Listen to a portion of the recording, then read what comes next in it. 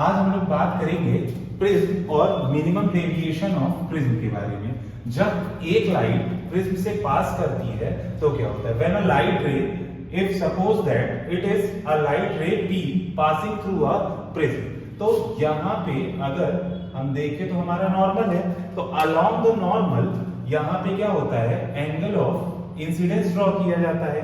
और along the normal जब यहाँ पे एंगल ऑफ इंसिडेंस ड्रॉ किया गया तो ये लाइट रे क्या होती है? When it goes from rarer medium to denser medium, तो लाइट रे क्या होती है? When towards the normal, when this light ray passes away from the prism, then it goes from away from the normal.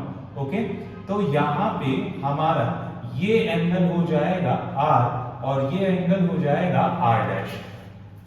अब अगर यहाँ पे light के path को देखा जाए तो व्हेन लाइट रे goes from P to Q and follows this path and the deviation path, then this angle represent angle of deviation.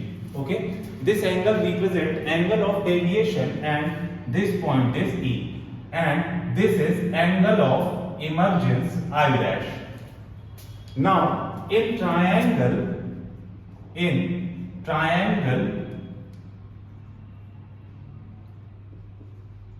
DQR, in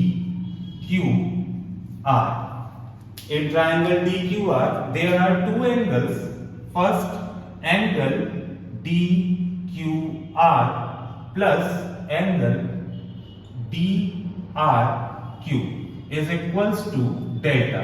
Means in a triangle DQR,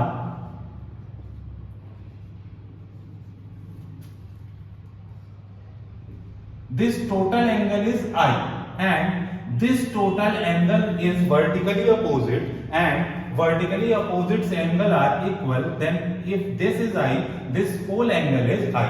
ये पूरा angle भी आपका I हो जाएगा। अगर ये angle R है और टोटल एंगल I है तो ये एंगल आपका हो जाएगा I minus R. So it can angle DQR can be written as I minus R plus if we consider this angle, then this whole angle is I dash and this angle is R dash. So this angle will become I dash minus R dash. So we can write I dash minus R dash is equals to delta. Both the angle are equal to delta because it is a property of triangle that sum of two interior angle is equals to opposite exterior angle. अगर बात की जाए तो यहाँ पे ये जो हमारा ये जो इंटीरियर एंगल है इनका सम एक्सटीरियर अपोजिट एंगल के इक्वल है, इसीलिए हमने DQR और DRQ का सम डेल्टा के बराबर लिखा है। अब यहाँ से हमारी पूरी वैल्यू आ गई किसकी? डेल्टा की।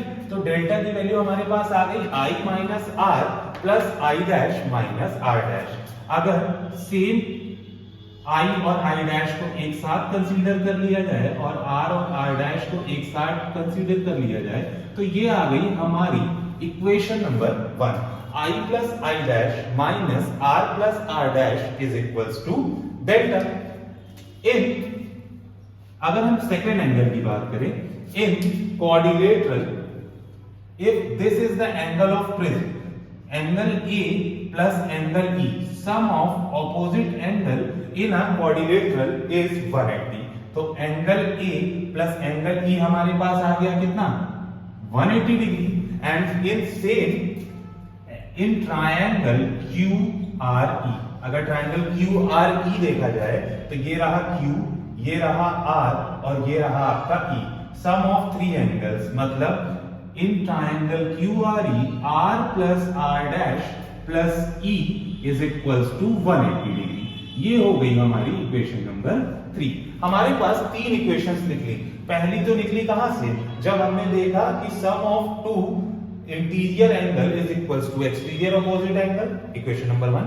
इक्वेशन नंबर 2 आई हमारी कि angle of prism A and angle E, sum of a coordinator या opposite angle of a coordinator is equals to 180 degree.